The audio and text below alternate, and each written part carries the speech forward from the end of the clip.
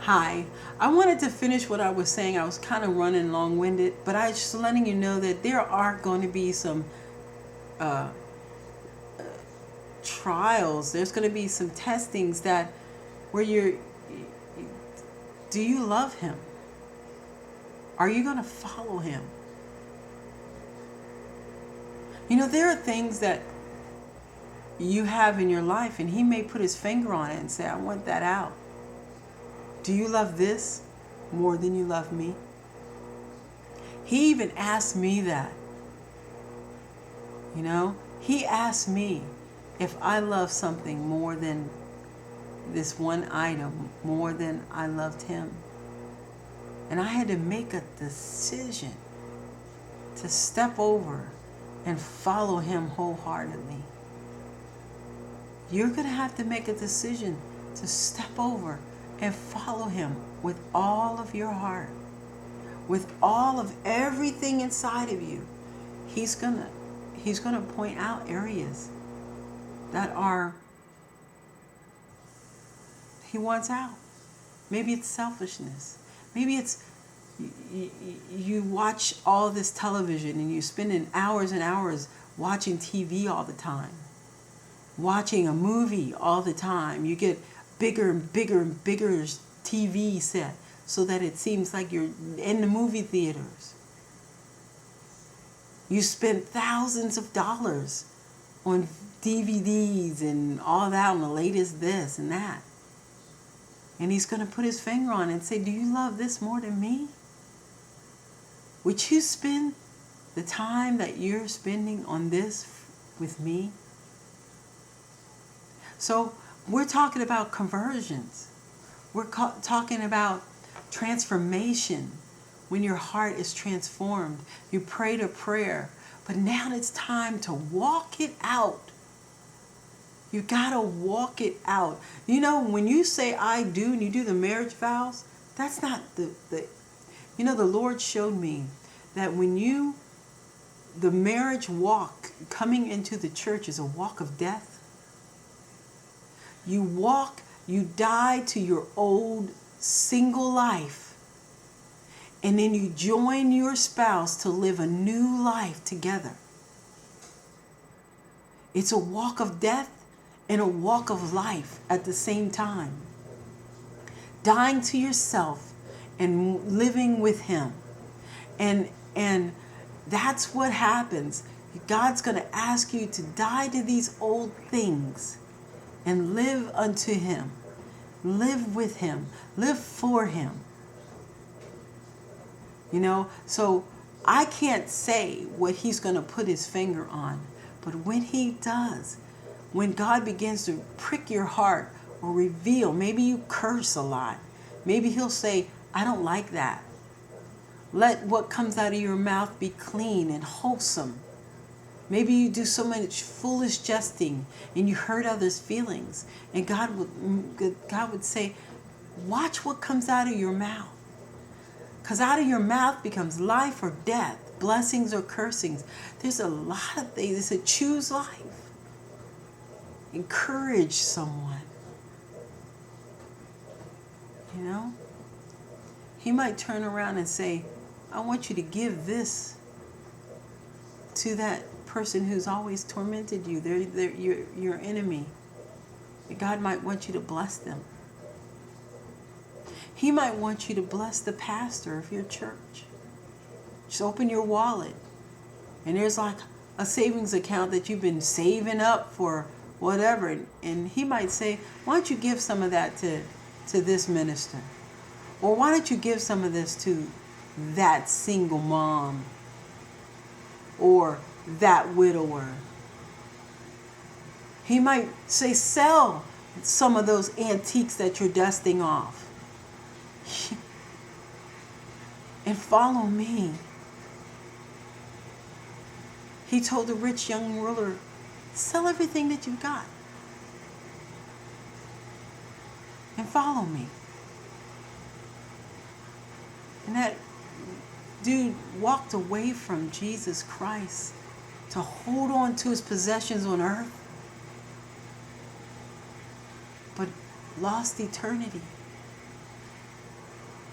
The true pearl was right in front of him. The true treasure is right in front of you.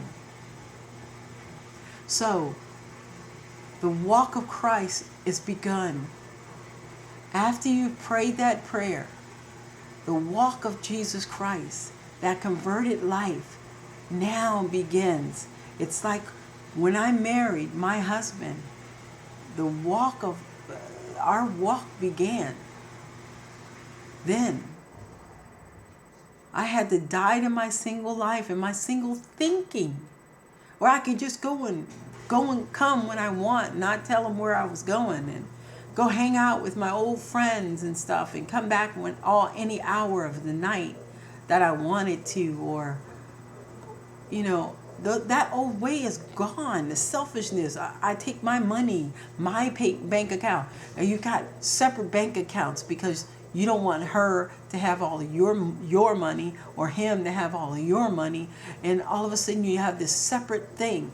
See, you think that marriage is 50-50, but no, marriage is a 100% and 100% joined together. Your life with Jesus Christ is 100% and 100% joined together.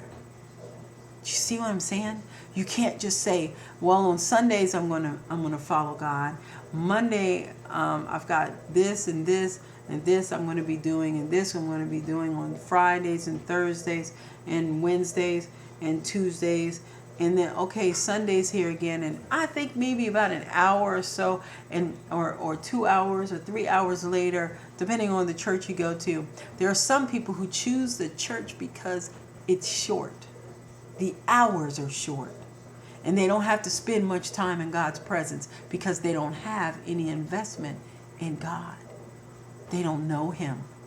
See, someone that you love and that you want to be around, someone that you want to, it's like being around some famous person and you're like, oh, I'm done being around them. So, no, some people just want to follow them around. You have basketball teams and football teams. People will stand for hours and wait for the game to start. And then the game starts, they got all of it into it. And then afterwards, they still are followers of the team. They invest their whole life into that. So God is looking for those who are willing to be bold for Him. He's tired of some quiet, stand beside Christians. You don't even know if they're Christian or not. It's so hush hush. Aren't you tired of coming into church and leaving out of church with the same thing inside, or dealing with the same sins over and over again, knowing that they're grieving God, but yet you deal with the same thing over and over again, and you come to church and you leave church and no difference? Aren't you tired of not seeing the altars filled with God? Doesn't it grieve your heart? See, things like that's going to break your heart when you see an empty altar that should be full of at least someone crying out for their brother or their sister or their uncle or aunt or someone else, their neighbor.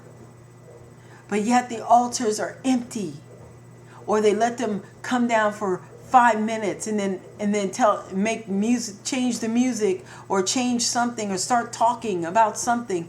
And then the people who are seeking God at the altar have to feel awkward, and they get up and they walk away because the ministry wants to move on with the next program. Aren't you tired of that? God is looking for someone who will risk their lives for Him.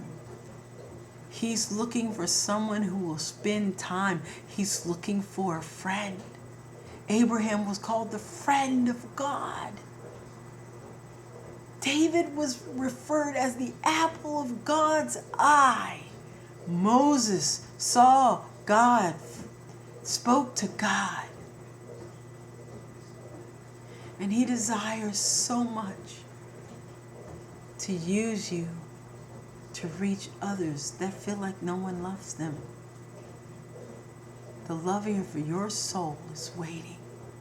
He's waiting for you.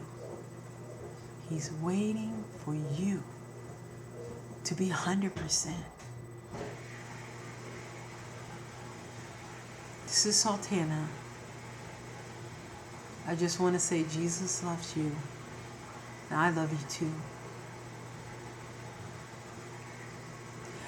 I have decided to follow Jesus. I have decided to follow Jesus. I have decided to follow Jesus. No turning back. No turning back. No turning back. No turning back.